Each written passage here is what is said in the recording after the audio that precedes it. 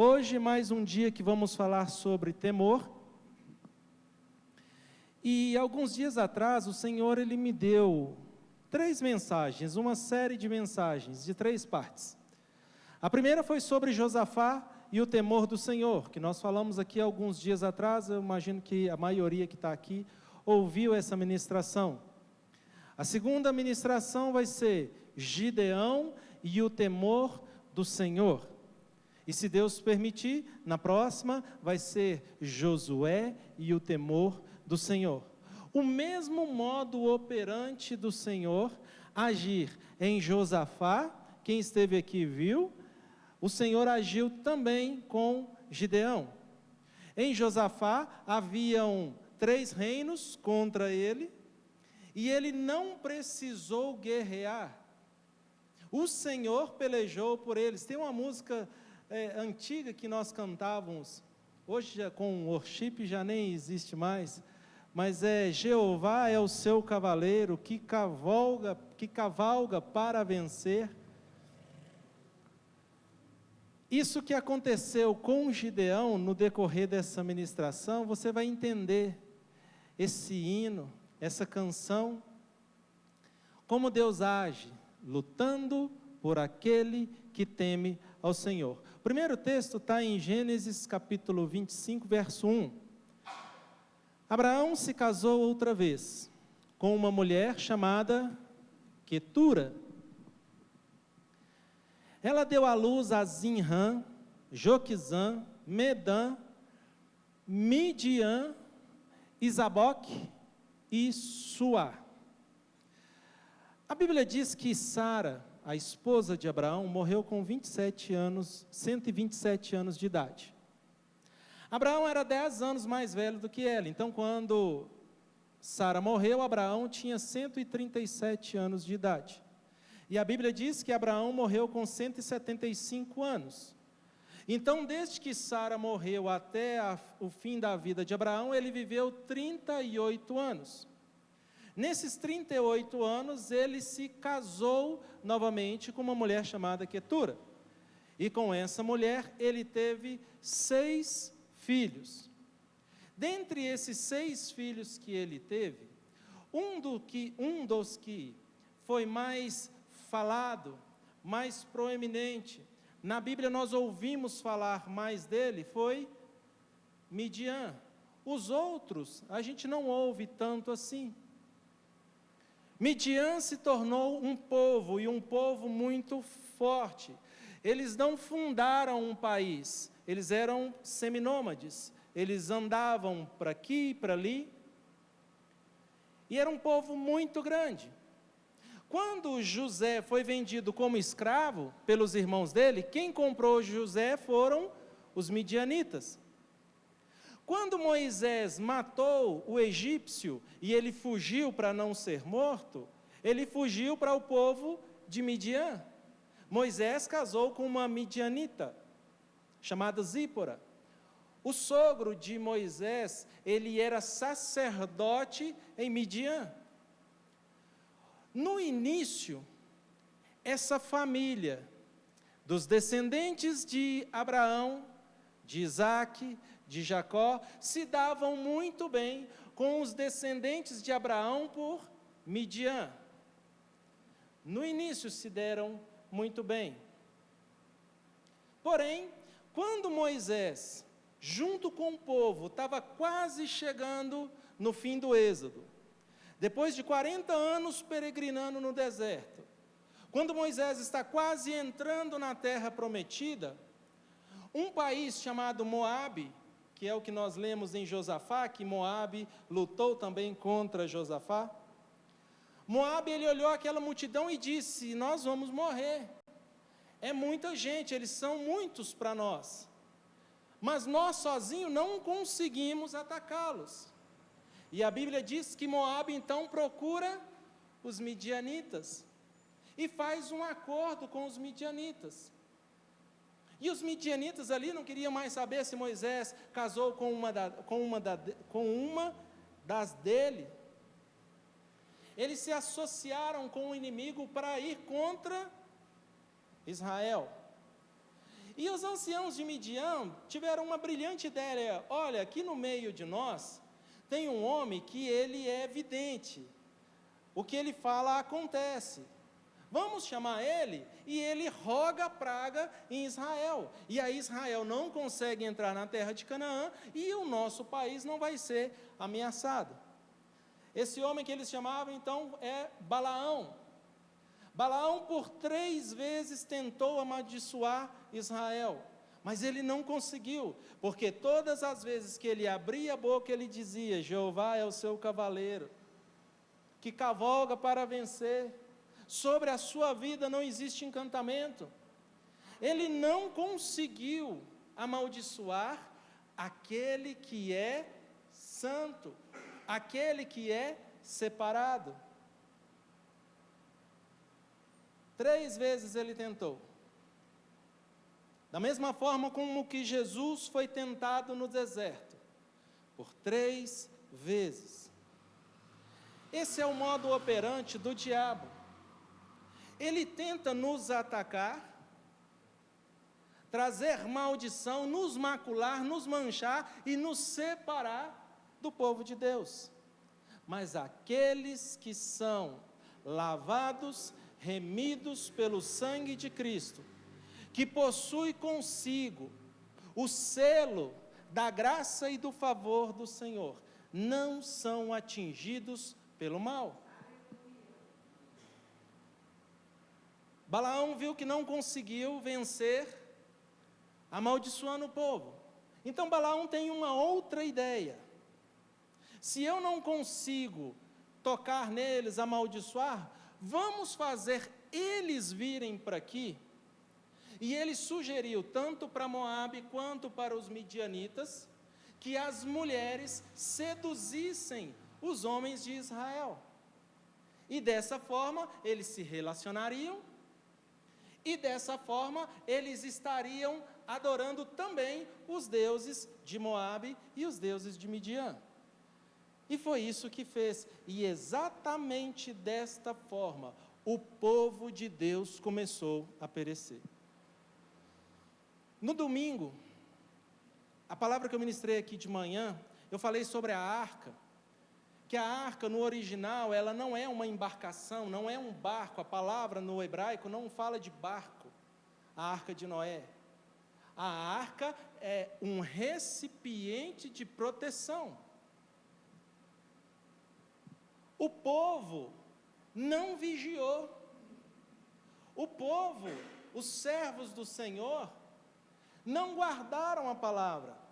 Esses dias eu vi aqui no story da Patrícia, ela nem está aqui hoje, mas eu vi no story dela uma frase que eu achei muito interessante. Dizia assim, essa frase está até atribuída a Spurgeon, e ela dizia assim: o que afunda o barco não é a água que está fora, o que afunda o barco é a água que está dentro.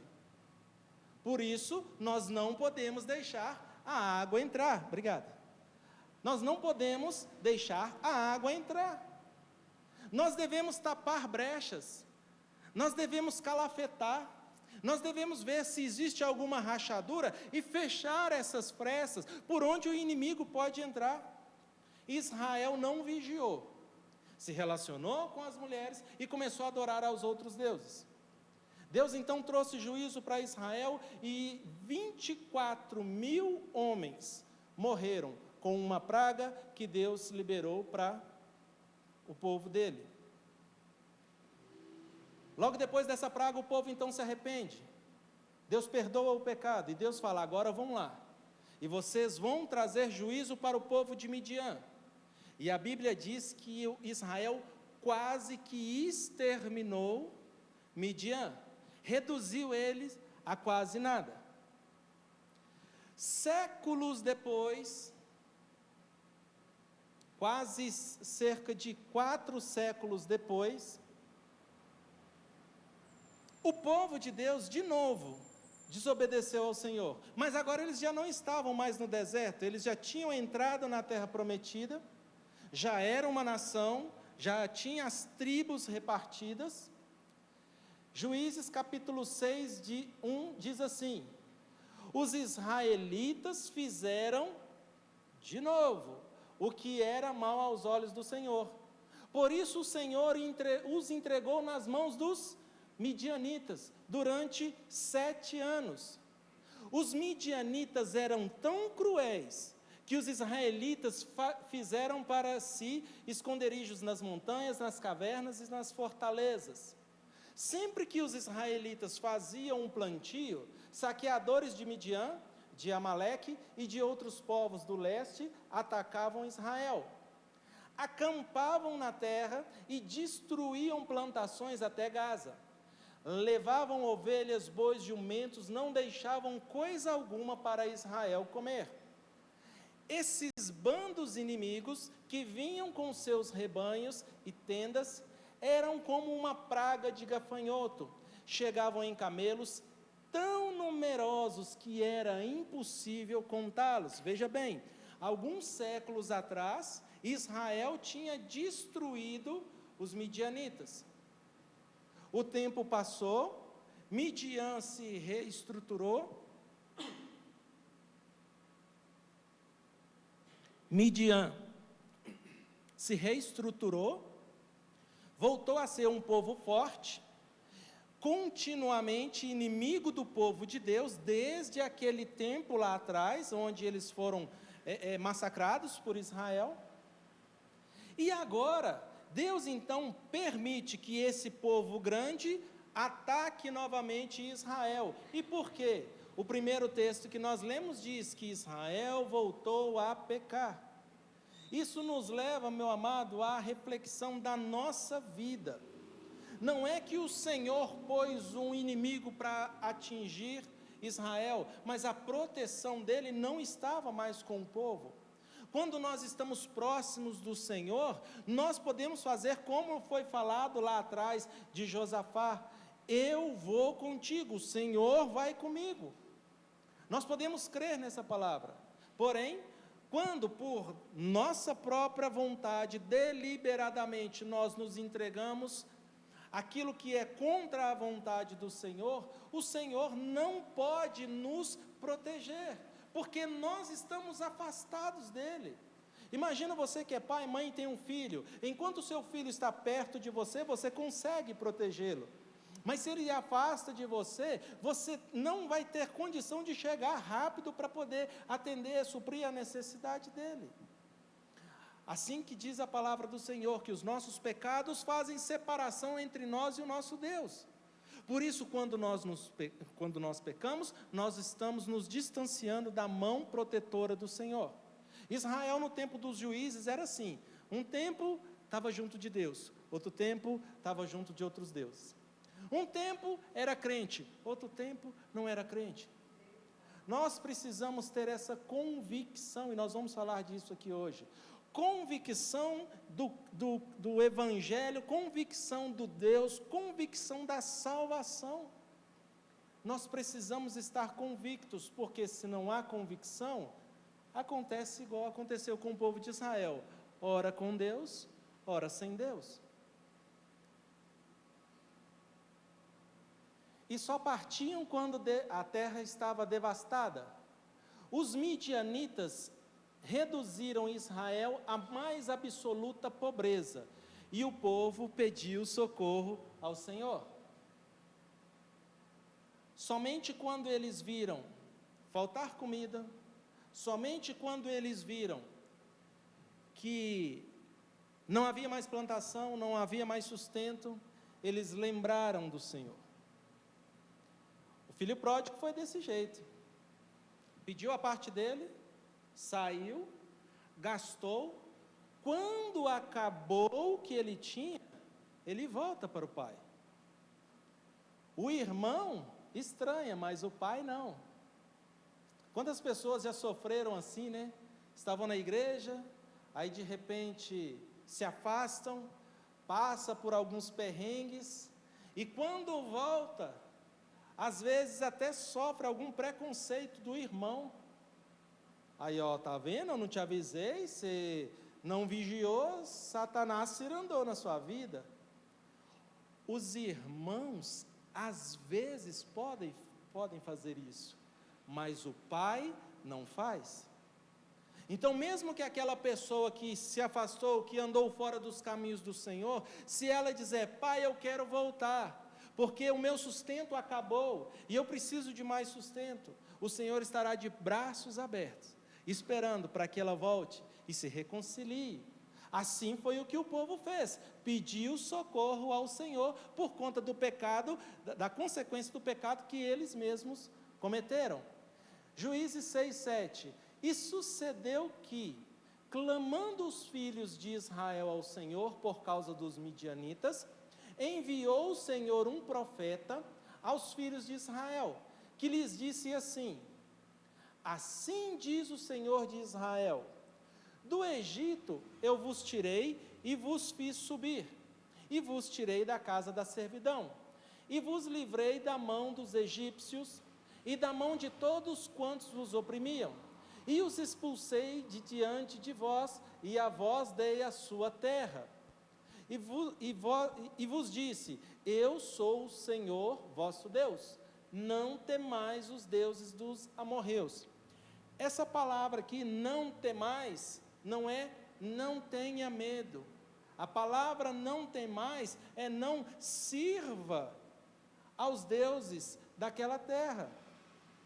Deus tinha dado para eles um conselho: olha, eu estou dando uma terra para vocês, o Senhor é o único Deus, o Senhor tem que ser o único Deus da sua vida, não adore nada além de Deus. Nos dias de hoje, o trabalho não pode ser maior do que o nosso Deus, a escola, a faculdade não pode ser maior do que o nosso Deus, o juntar um patrimônio, preparar um futuro e deixar uma herança, isso não pode ser maior do que o nosso Deus. O nosso corpo, a vaidade, a nossa inteligência não podem ser maior do que o nosso Deus. Hoje nós não temos os deuses dos amorreus, Baal, Azerá, mas nós temos os nossos deuses que nós cultuamos, e tudo aquilo que ocupa o lugar do trono do Senhor é idolatria. E cada um de nós sabe onde é que nós estamos entregando o local do culto ao Senhor. O Senhor disse: não temais aos deuses dos amorreus em cuja terra habitais, mas vocês não deram ouvidos à minha voz. Juízes 6:11. Então o anjo do Senhor veio e sentou-se debaixo de um carvalho que havia perto do povoado de Ofra. Esse carvalho pertencia a Joás, que era da família de Abiezer. O seu filho, Gideão, estava malhando trigo no tanque que se pisa uvas, ou em outra versão vai dizer que Gideão estava malhando o trigo no lagar. O lugar certo para poder malhar o trigo era na eira. Eira era um espaço aberto. Eu já vou mostrar aqui uma representação de a eira. Eira é um espaço aberto. O povo, eles faziam a colheita, esparramavam o trigo e começavam a bater e a jogar ele para cima. O grão se desprendia da casca, a casca ia para fora com o vento e só caía o grão pesado. Então eles malhavam o trigo, eles batiam no trigo. Antigamente lá na rua, quando eu era criança, na época da Páscoa, toda vez tinha uma vizinha lá que toda vez ela montava o Judas, e a gente ia malhar o Judas. Eu não sei se alguém aqui já fez isso. A gente tacava pedra, dava paulada no Judas, depois tocava fogo nele. O malhar é bater. Então se batia no trigo até soltar o grão, e separava o grão, o que presta, daquilo que não presta. Quando Deus ouviu a oração do povo que estava sofrendo na mão dos midianitas, Deus enviou um anjo, e esse anjo sentou numa árvore perto de Gideão, onde estava malhando o trigo no tanque de pisar uva, escondido para que os midianitas não o encontrassem. O título dessa ministração é Gideão e o temor ao Senhor. A Bíblia diz que Gideão era um homem simples, que no dia em que ele estava no seu cotidiano, no dia em que ele estava no seu lugar de busca de subsistência, o anjo do Senhor o alcançou. Assim Deus faz conosco, no nosso dia a dia.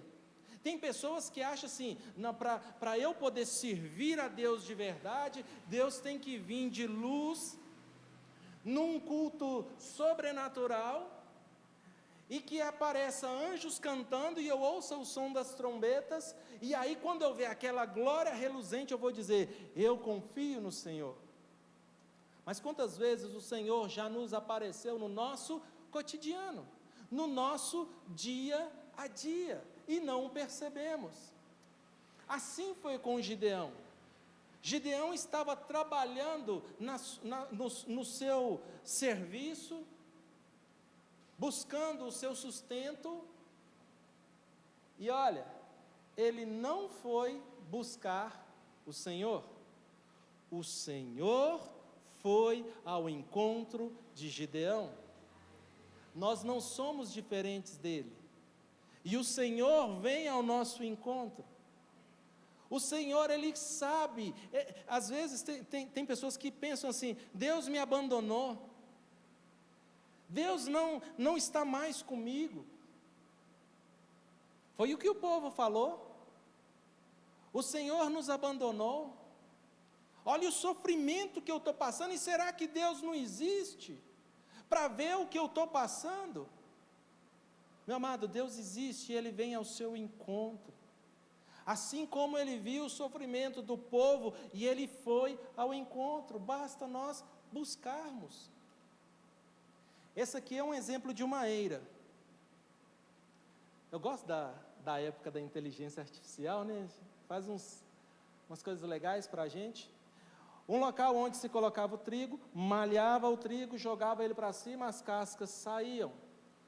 Esse é o local onde Gideão deveria estar, mas ele não esteve ali, não estava ali. Por quê? Porque Gideão estava com medo. Quando eu estava estudando essa ministração e montando essa palavra, teve uns anos atrás, aí não é muito velho esse desenho não, que se chama, um desenho animado que se chama Coragem, o Cão Covarde. Alguém já assistiu esse desenho? Eu não sei porquê, mas eu lembrei de Gideão. Quando eu estava lendo Gideão, eu lembrei desse desenho. Coragem era um cachorro medroso, muito medroso. Porém, quando ele precisava defender os seus amigos, quando ele precisava salvar alguém, ele não media esforços, e mesmo com medo, ele ia.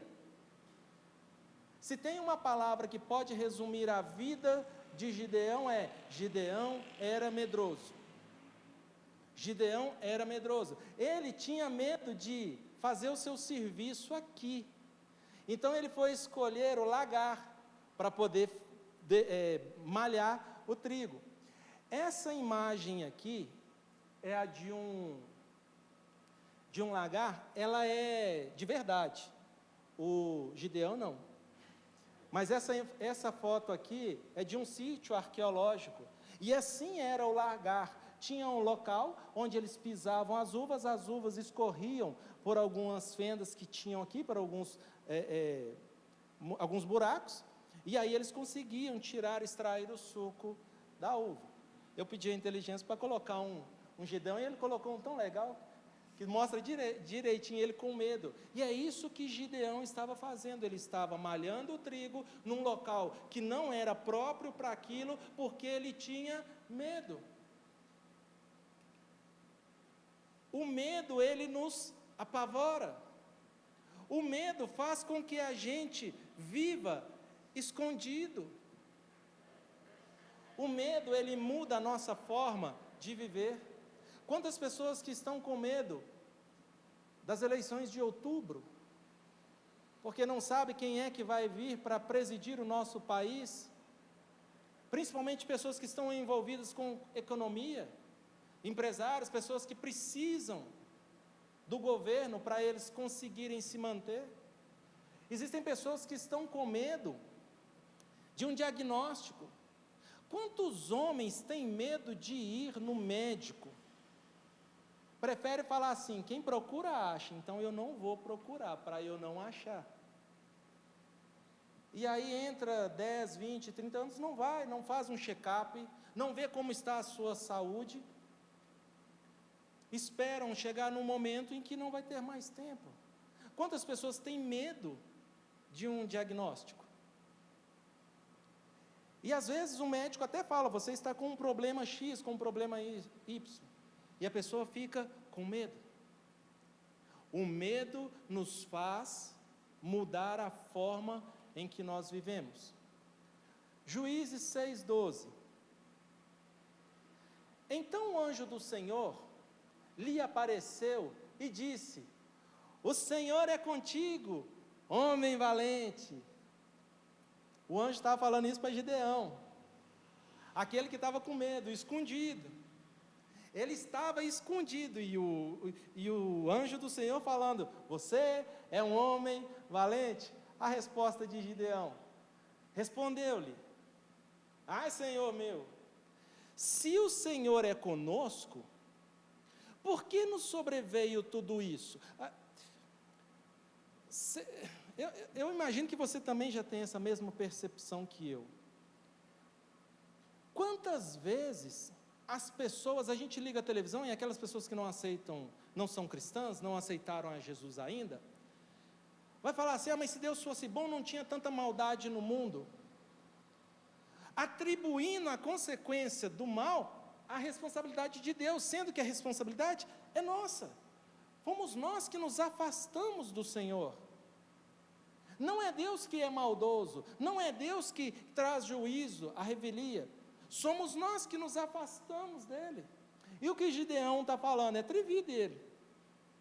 Quando você vem para a igreja, vem um pastor, uma pastora, vem um irmão aqui, prega uma palavra, você vê ele de roupa, de calça, de camisa, e você não se espanta. Mas vai que aparece um anjo do Senhor aqui, pega o microfone e fala: eis que assim eu te digo. Nos espantaríamos, porque é algo sobrenatural. Então o que estava diante de Gideão não era um homem comum, não era um pastor comum, era alguém que tinha a glória do Senhor, alguém que tinha a unção, a presença do Senhor ali. E ele, ao invés de prostrar e adorar, vai tirar desaforo. Ele vai falar: por que nos sobreveio então tudo isso, se o Senhor é conosco? O anjo falou duas coisas: o Senhor é convosco, o homem valente. Ele nem lembrou do homem valente, só falou: se o Senhor é conosco, por que eu estou sofrendo? É como se alguém te dissesse: bom dia para quem? Paz do Senhor, só se for para você, porque para mim não. E que é feito de todas as suas maravilhas que os nossos pais nos contaram, dizendo: não nos fez o Senhor subir do Egito? Porém agora o Senhor nos desamparou e nos entregou nas mãos dos midianitas. Olha o que ele disse: se o Senhor é conosco, por que eu não vejo mais milagre acontecendo dentro da igreja? Se o Senhor é conosco, por que eu não vejo mais os mistérios acontecendo no meio da igreja, no meio do povo de Deus? Se o Senhor é conosco, por que eu vejo pessoas sofrendo, por que eu vejo pessoas tendo dificuldade? Onde estão aquelas maravilhas que eles contavam para a gente? Está aqui pastor Roberto, pastor Ivaí, só os dois. Não estou os chamando, não, mas você é novinho, que já tem uma caminhada com Cristo, longa, que já viveram muito na presença do Senhor, e que Deus nos permita que vivam mais com a gente. Quantas coisas já viram? E se você parar para conversar com um dos dois, porque os pastores eles são mais novos, não tem um tempo de caminhada do que o pastor Ivaí, do que o pastor Roberto, do que o pastor Benedito. Se você parar para conversar com eles, eles vão te contar coisas da década de 90 que a gente não vê nos dias de hoje. Eu era criança, quase todo culto que eu ia tinha manifestação de demônio. Quase todo culto que eu ia tinha busca de poder. Coisas sobrenaturais aconteciam.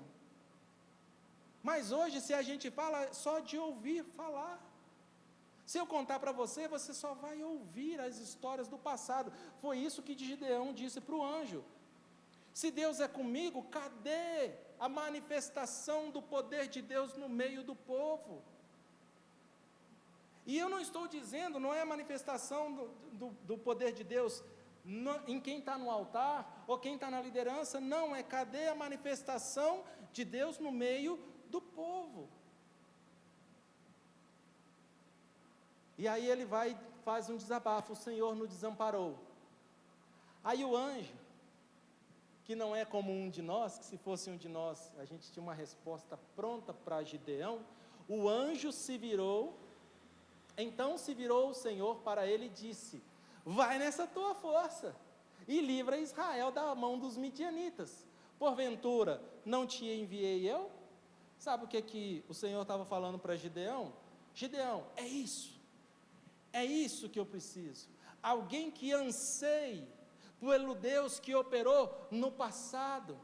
Alguém que busque um Deus, não agora midiático, não agora sensorial, não agora que venha só satisfazer a nossa dopamina, mas é isso que eu preciso que você busque um Deus que operou milagres no passado, aquele que é o mesmo ontem, hoje e para sempre. Busca Ele e vai nessa tua força que eu vou te dar a vitória e você vai vencer os midianitas. Eu vou te enviar. Juízes 6:15. E ele lhe disse: ah, Senhor meu, com que livrarei Israel? Eis que a minha família é a mais pobre em Manassés, e eu o menor da casa do meu pai.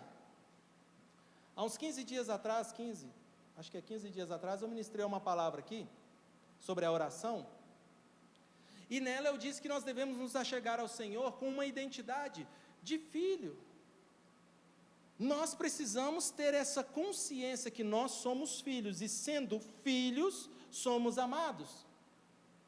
E sendo amados pelo Senhor, nós também somos protegidos por Ele. Ele está conosco, os olhos dele estão sobre nós. Moisés, Gideão, se enxergava de uma maneira errada. A maneira como uma pessoa se enxerga influencia aquilo que ela acredita ser capaz de fazer.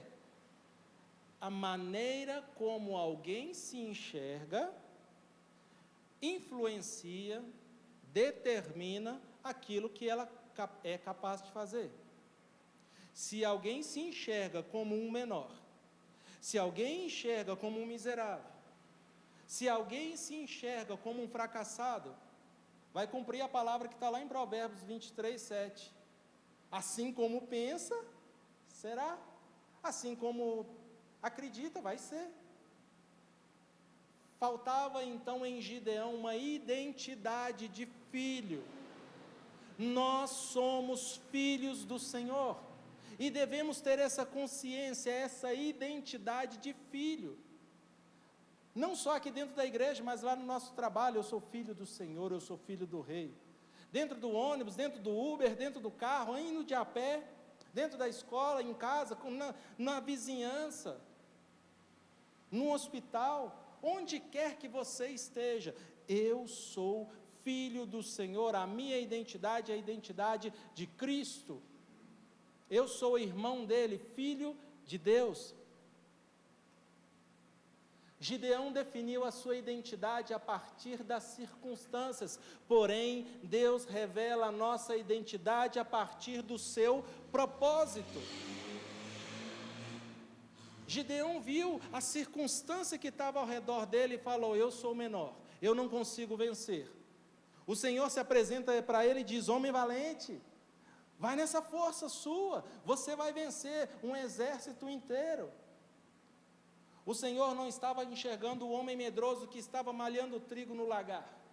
O Senhor viu aquele homem temente ao Senhor, que se tiver uma identidade de Cristo na vida dele, consegue vencer qualquer dificuldade. Se ele entender que tem a identidade de Deus.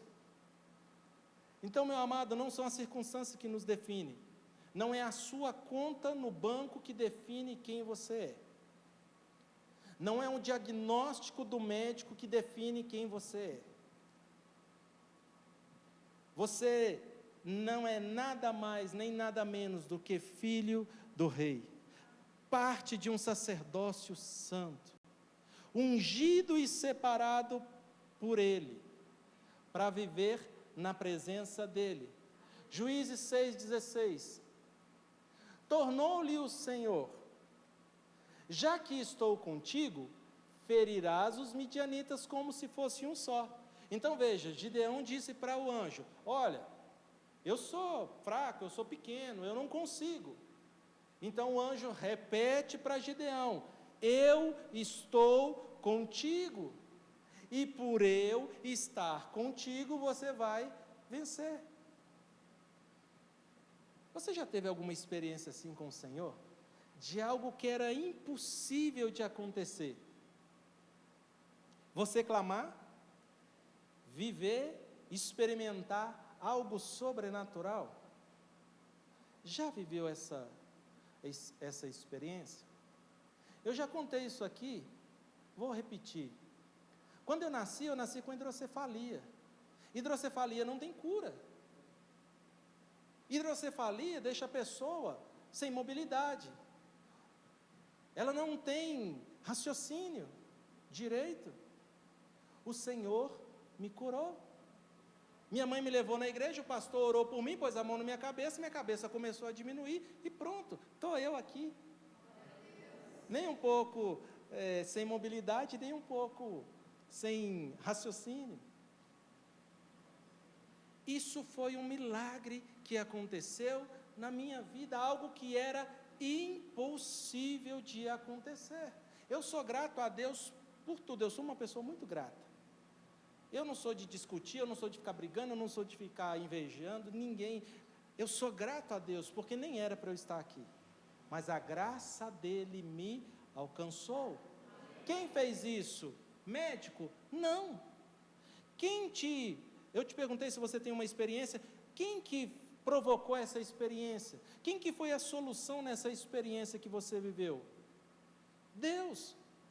Somente Ele é capaz de fazer um medroso, um João Ninguém, porque Gideão, ele era da tribo de Manassés, uma das menores, e ele era o menor ainda da casa do pai. Mas mesmo assim, Deus disse para ele: eu estou contigo, e porque eu estou contigo, você vai ferir os medianitas como se fosse um só homem. O exército de Midian tinha 120 mil homens. 120 mil. Nós não vamos ler a história toda lá dos 300, mas Gideão começou com 32 mil. De 32 mil passou para 300 mil, para 300 pessoas. Gideão com 300 enfrentou 120 mil e prevaleceu. Por quê? O Senhor estava com ele. 3 sinais que Gideão pediu a Deus. Quando o anjo veio falar com ele, o primeiro problema de Gideão era a questão da identidade. Ele não tinha uma identidade de crente. Muitas pessoas dentro da igreja não têm uma identidade de crente, uma identidade de cristão, uma identidade de filho de Deus. uma identidade de sacerdote. Ele precisava então vencer esse desafio. O primeiro sinal que então ele pede, que Gideão pede, foi uma oferta consumida pelo fogo. Gideão respondeu: se de fato posso contar com a tua ajuda, dá-me um sinal. De que é mesmo o Senhor que fala? Me dê um sinal de que é mesmo o Senhor que fala comigo. Ele viu um anjo, ele viu a glória, mas ele ainda estava em dúvida. Será que eu estou no lugar certo? Será que agora, 9h15, dia 12 de agosto, será que nós estamos no lugar certo? Ele tinha essa dúvida: será mesmo que é o anjo do Senhor que está falando comigo? Se é o Senhor que de fato está, me dá um sinal. Isso não é falta de fé. Fazer prova com Deus não é falta de fé. Pelo contrário, era um gesto de humildade. Gideão estava querendo fazer aquilo que é certo. Ele não estava querendo ser enganado. Ele não estava querendo perder tempo. Deus, se aquele lugar que o Senhor me colocou é o lugar certo, me dá uma prova que eu tenho que ficar ali. Se é o Senhor que está falando comigo, me dá uma prova. Por favor, não vás embora até que eu te traga a minha oferta. E o anjo falou: eu vou ficar. Sabe o que Gideão fez? Ele ouvia as pregações, ele ouvia falar de Deus, mas ele não conhecia Deus, porque quando o Senhor apareceu para ele, ele ficou em dúvida. Ele conhecia os ritos da igreja, as cerimônias da igreja, tanto que quando ele viu, ele foi preparar uma oferta. Ele sabia que tinha que ofertar, ele sabia que tinha que honrar o anjo do Senhor, mas ele ainda não tinha certeza que aquele que estava diante dele era Deus. Gideão foi depressa para casa, cozinhou um cabrito e com cerca de 20 litros de farinha preparou pães sem fermento, depois colocou a carne num cesto e o caldo numa panela e o levou para fora e os ofereceu ao anjo que estava debaixo da grande árvore. O anjo de Deus lhe disse: coloque a carne e os pães sem fermento sobre esta pedra, derrame neles o caldo. E Gideão obedeceu. Então o anjo do Senhor tocou na carne e nos pães com uma ponta da vara que estava em sua mão, e o fogo subiu da pedra e consumiu tudo o que Gideão havia trazido, e o anjo do Senhor desapareceu. Quando Gideão percebeu, e só aí que ele entendeu que quem estava diante dele era realmente o Senhor. Quando ele percebeu que era o anjo do Senhor, exclamou: ó soberano Senhor, estou perdido, vi o anjo do Senhor face a face. Foi a mesma coisa que Isaías falou. Lembra quando o texto diz que Isaías se viu num alto, se viu no templo, e no templo havia lá um alto e sublime trono, e o Senhor estava lá, e ele disse: ah, meu Deus, que será de mim que sou pecador e habito no meio de pessoas pecadoras? E eu vi a graça do Senhor, eu vi a presença do Senhor. Sabe o que é isso? Enquanto as pessoas estão na presença do Senhor, mas não reconhecem a Ele como Deus, e não têm uma identidade de filho, não têm uma identidade de cristão, eles não têm a reverência que deveria ter. Ele pode até cumprir alguns ritos, pode até cumprir algumas regras que existem na igreja: levanta a mão, senta, bate palma e cumprimenta o seu irmão. Ele pode seguir isso, mas se ele não tiver a identidade do Senhor, ele não reconhece, está no meio sem conhecer. Não é isso que o Senhor espera de nós. Ele espera que nós o conheçamos. Oséias disse isso, né? Conheçamos e prossigamos em conhecer. Jeremias também fala: olha, se você quer se orgulhar de alguma coisa, se orgulhe de conhecer a palavra de Deus. Somente uma pessoa que tem a identidade de filho consegue reconhecer o seu pai, Quando Gideão então percebeu, aí ele viu que ele estava irreverente diante daquela presença. Mas o Senhor, com a sua graça, disse: fique em paz. Respondeu o Senhor: não tenha medo, você não morrerá.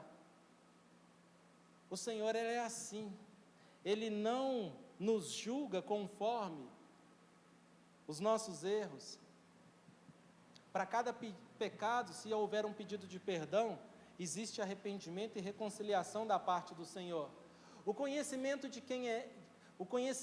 quem Deus é, nos leva a quebrar os altares errados e a edificarmos um novo altar a Ele. Eu não vou ler o texto por conta do nosso tempo, mas se você depois quiser continuar seguindo a leitura de Juízes 6, 7 e 8, vai contar toda a história aqui. Logo depois que Gideão passa a ter a identidade de filho e entende que o Senhor falou com ele, Gideão então, ele recebe uma missão. O Senhor fala com ele: vai lá na casa do seu pai e quebra todo o altar de Baal.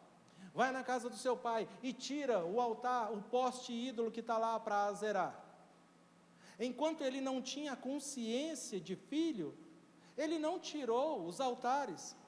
Quando eu estava escrevendo essa frase, eu lembrei do pastor, que já deu um testemunho que na casa dele antigamente tinha elementos de idolatria, e que foram tirados da casa dele.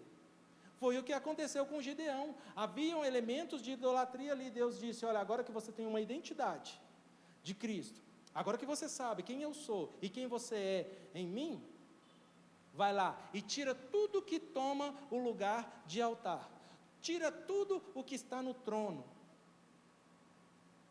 derruba tudo. E Gideão fez, só que Gideão era medroso. Sabe o que ele fez? Foi de noite.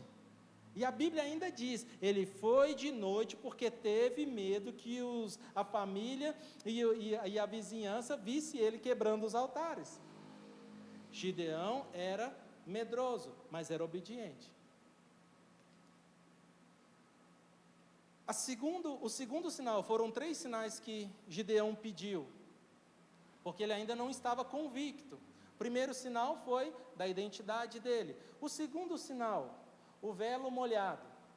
Juízes 6:33. Pouco tempo depois, os exércitos de Midian, de Amaleque e dos outros povos do leste se uniram e atravessaram o Jordão e acamparam no vale de Jezreel. Então Gideão disse a Deus: se de fato vais me usar para salvar Israel como prometeste, dá-me uma prova da seguinte forma: hoje à noite deixarei um pouco de lã na eira, naquele espaço lá de malhar o trigo, onde se peneiram os grãos. Se pela manhã a lã estiver molhada de orvalho, mas o chão estiver seco, saberei que vais me ajudar a salvar Israel como prometeste. Olha o que ele estava fazendo. Senhor, agora eu tenho certeza que eu estou falando com o Senhor, mas é porque eu ainda tenho medo. Senhor, eu ainda tenho medo de enfrentar, e eu não quero achar que é a minha vontade que está mandando eu fazer tal coisa. Há uns tempos atrás, tinha uma pessoa no antigo bairro que eu morava, que ele dava cada profetada, ele ia atirando assim para tudo quanto é lado. Ó, sua casa tem um sofá? Tem, então o diabo está lá. Um trem esquisito, sabe, a pessoa não pensava, não refletia para agir assim. Gideão não queria agir por impulso. Gideão, ele estava querendo fazer a coisa certa. Então não é falta de fé dele, é o medo dele estar fazendo uma coisa errada. Então ele pede o segundo sinal: Senhor, eu vou deixar aqui uma lã. Se de manhã ela acordar molhada e o chão estiver seco, aí eu vou saber que o Senhor está comigo e está me mandando ir. E foi exatamente o que aconteceu. Na manhã seguinte, bem cedo, Gideão se levantou, espremeu a lã e recolheu uma tigela cheia de água. Pronto, Deus está com ele, pronto. Se você às vezes tem dúvida: Senhor, eu tenho que fazer isso? Ou eu não tenho que fazer isso? Eu faço isso com Deus. Deus, se for para eu fazer isso, me dá um sinal. E sempre acontece por sonho, por música, por alguém que falou uma palavra e Deus revela. Sempre acontece. Deus, se for para eu ir por esse caminho, me dá um sinal, faça isso. Não é falta de fé, pelo contrário, é direção, é buscar direção, é diálogo, é intimidade com o Pai, igual foi falado aqui na quarta-feira. O terceiro sinal, o velo seco. Gideão não ficou convencido que era Deus que estava mandando ele. Então, Gideão disse a Deus: peço que não fiques bravo comigo, Senhor, peço que não fiques irado, mas que me permitas fazer mais um pedido. Deixa-me usar esta lã para mais uma prova. Dessa vez, que a lã fique seca e o chão ao redor dela fique coberto de orvalho. Isso mostra a humildade dele. Ô Senhor, me perdoa, eu vou pedir o Senhor de novo, porque eu ainda não estou convencido, eu ainda estou com medo, eu ainda não sei se é o Senhor que está me mandando. Naquela noite, Deus fez o que Gideão havia pedido. Pela manhã, a lã estava seca, mas o chão estava coberto de orvalho. Aí sim, Gideão ficou convicto que Deus tinha falado com ele e que aquela era a missão que ele tinha que fazer. Mas Deus conhecia o coração de Gideão. E Deus deu então um quarto sinal. E o quarto sinal não foi Gideão que pediu. O quarto sinal é o cuidado de Deus com você e comigo. É quando Deus nos olha individualmente e sabe: olha, eu sei da sua fraqueza, eu sei da sua necessidade, mas ainda assim eu estou com você, ainda assim eu vou te usar. O quarto sinal, o cuidado de um Deus que nos conhece. Juízes 7:9. Naquela noite, o Senhor lhe disse: levanta-te, desça ao acampamento dos midianitas, pois eu os entregarei nas suas mãos. Chegou o grande dia, o dia que o exército de Gideão iria vencer os midianitas, como Deus tinha prometido. Mas olha o que Deus diz: mas se você tem medo de atacá-los, desça até o acampamento com o seu servo Purá. Sabe o que Deus estava falando? Você não me pediu nenhum sinal, mas eu sei que o seu coração ainda está pequeno. Eu sei que a sua fé ainda está pequena.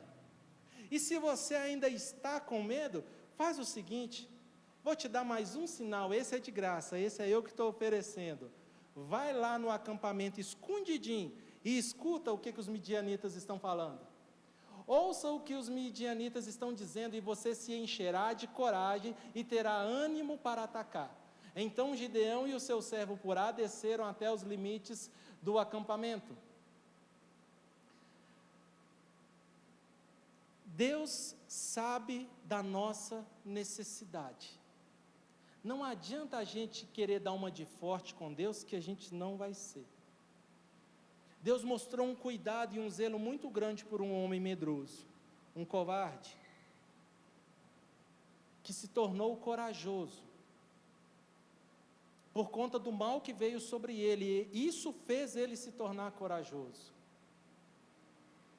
E olha, coragem não é ausência de medo, não. Coragem é quando a gente faz com medo. Você tem medo de barata? Tem medo de aranha? Tem medo de inseto? De bicho peçonhento? Tem gente que paralisa por um bichinho desse tamanho. Mas para ele não é desse tamanho, é grande. E o Senhor nos trata individualmente.